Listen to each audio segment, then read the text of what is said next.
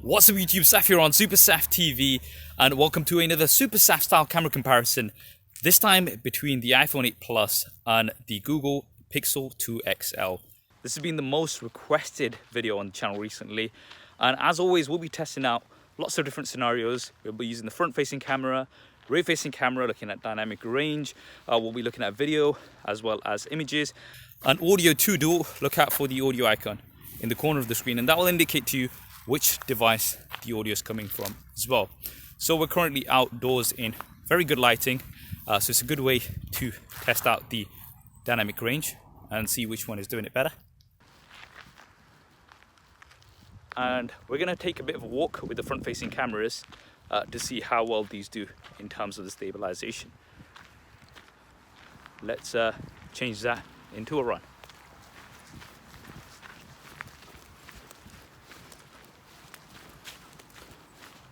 Now we're testing out the video from the rear facing cameras, both filming at 4K, and what we can do on the iPhone is use the telephoto zoom, so that will give us 2 times optical zoom, but then we do not have stabilization when we are at this level of zoom, so you can probably notice that it's a little bit shaky.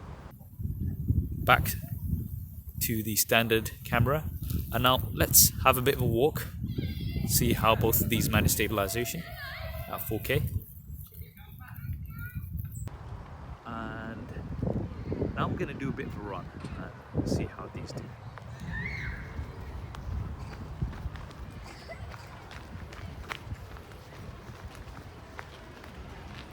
Now we've just moved to a different location so we can see more of the dynamic range. And we'll also walk, see what the stabilization is like.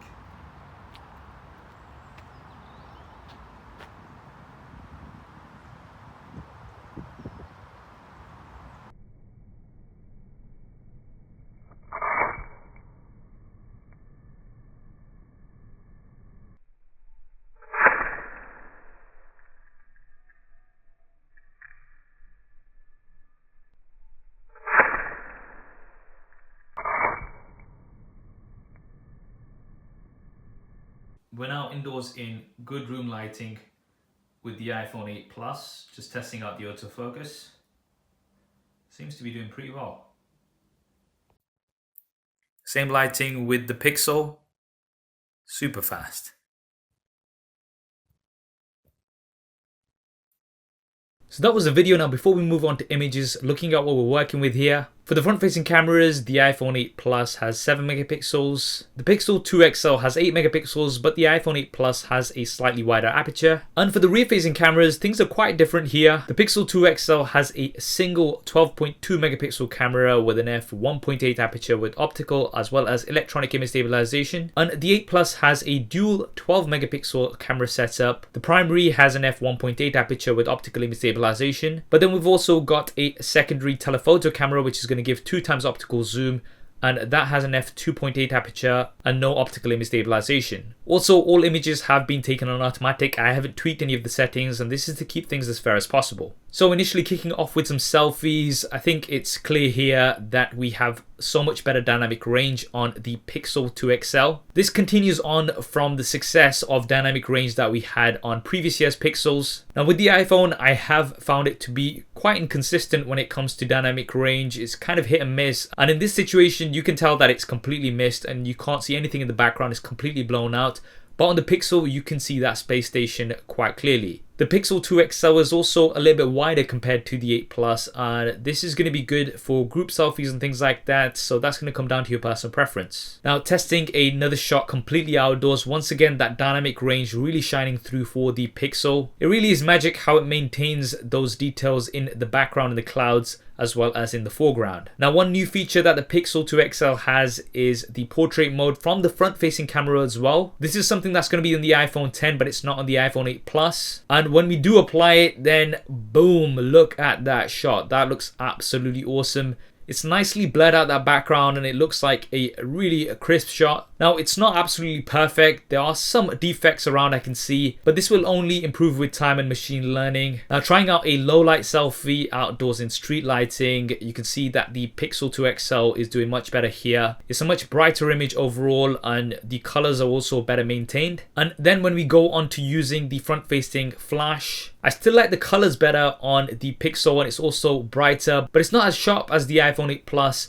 It looks like it is using quite a slow shutter speed on the Pixel, which is resulting in a slightly blurry image. This one will come down to your personal preference, I think. Now, moving on to an outdoor macro image, both doing really great here. The colors look a little bit more punchy on the Pixel, and if we go in 100%, you can see that it's also maintained the dynamic range better on the Pixel compared to the iPhone 8 Plus. Some of those whites are a tad blown out on the iPhone 8 Plus here, but on the Pixel, they have been maintained very well. Now, moving on to an outdoor wide shot, both doing absolutely great here. Slightly warmer on the iPhone, slightly cooler on the Pixel, but I think in terms of dynamic range, they're about the same, I would say. And moving on to another outdoor wide shot, both doing great here once again. And in this image, the dynamic range is about the same, I would say. If you look at the Pixel, the clouds where the spaceman is, those have been slightly better maintained on the Pixel, but the foreground is brighter on the iPhone 8 Plus. So it looks like the iPhone 8 Plus has favored the foreground a little bit more,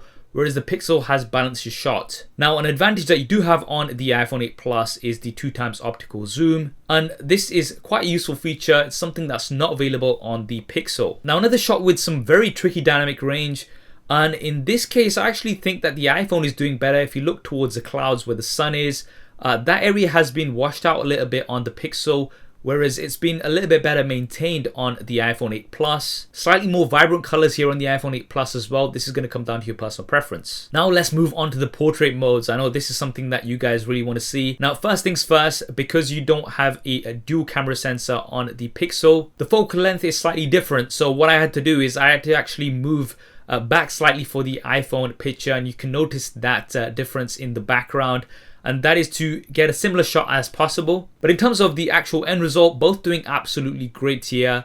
I would call this one a draw. Now, moving on to another shot. This is with a person, and this is most likely what you're going to be using the portrait mode for. And here the Pixel has much better colors and much better dynamic range. You can see that the iPhone 8 Plus has washed the image slightly because of the direct sunlight. But when we do go in 100%, the iPhone 8 Plus actually looks like it's done a better job on the edges. If you look towards my ear on the Pixel and also a bit towards my hair, you can see that it has been blurred in slightly. Now, I think this is thanks to the dual camera setup on the iPhone 8 Plus, which is better sensing that depth. Now, trying out another portrait shot, this time with an even more complex background to see how well these do. Once again, the colors seem to be better maintained on the Pixel, and you've got better dynamic range. If you look towards my forehead, the iPhone 8 Plus has blown out the highlights there slightly, whereas these are maintained on the Pixel. Now, going in 100%, neither of these are perfect in terms of the edges. You can see towards the tricky areas such as those windows in the house in the background near my shoulders. Both